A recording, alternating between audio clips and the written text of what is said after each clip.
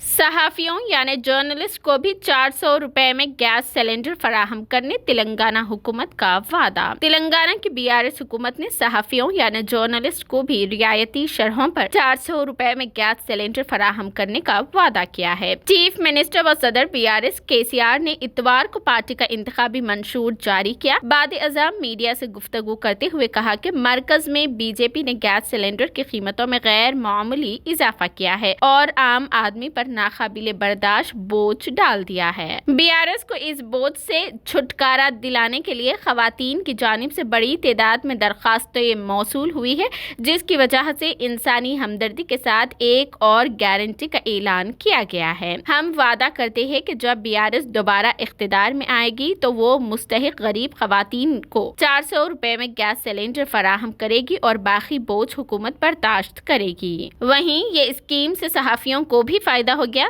सहाफ़ियों को भी 400 रुपए में गैस सिलेंडर फराहम करने तेलंगाना हुकूमत ने किया वादा। కాబట్టి ఈ పెన్షన్ను 5000 రూపాయలు తీసుకుపోవాలని చెప్పి నిర్ణయం తీసుకున్నాం. అంటే మేము సడన్గా నెక్స్ట్ డేనే 5000 రూపాయలు ఇవ్వమండి. అట్లా మోసం కూడా చేసిన మాకు అలవాటు లేదు. ఇమీడియట్గా గవర్నమెంట్ వచ్చిన తర్వాత మొదటి సంవత్సరంలో దీన్ని స్కీమ్ అని నేను చెప్పినాను. మేము మొదలుపెట్టింది మొట్టమొదటి 1000 రూపీస్తో స్టార్ట్ చేసాం. 2016 తెచ్చాం. It's a scheme.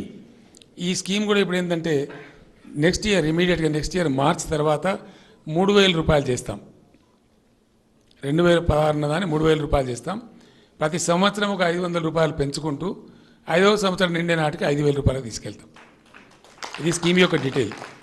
ప్రభుత్వం మీద ఒకటేసారి భారం పడదు, ఆర్థిక భారం. వాళ్ళు కూడా పెరిగిన కొద్దిగా సంవత్సరానికి ఇంత పెరుగుతుంది కాబట్టి అది క్రమేణా 5వ సంవత్సరం నిండే నాటికి 5000 రూపీస్ తీసుకెళ్తాం. ఇప్పుడు ఆంధ్రప్రదేశ్ గవర్నమెంట్లో కూడా అక్కడ ఉన్న ప్రభుత్వం జగన్మోహన్ రెడ్డి గారు సక్సెస్ఫుల్గా ఈ స్కీమ్ని 2000 రూపీస్తో పాటు మాతో పాటు స్టార్ట్ అయ్యారు.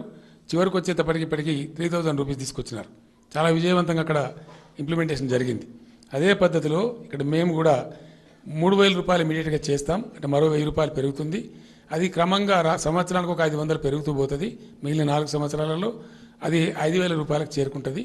ఆ విధంగా ప్రభుత్వం మీద ఒకటేసారి భారం పడే పరిస్థితి ఉండదు. ఎట్లా ప్రభుత్వం ఆదాయం పెరుగుతుంది కాబట్టి ఆ రకంగా దీన్ని చక్కగా ఇంప్లిమెంట్ చేస్తామని చెప్పి నేను ప్రామిస్ చేస్తూ ఉన్నాను.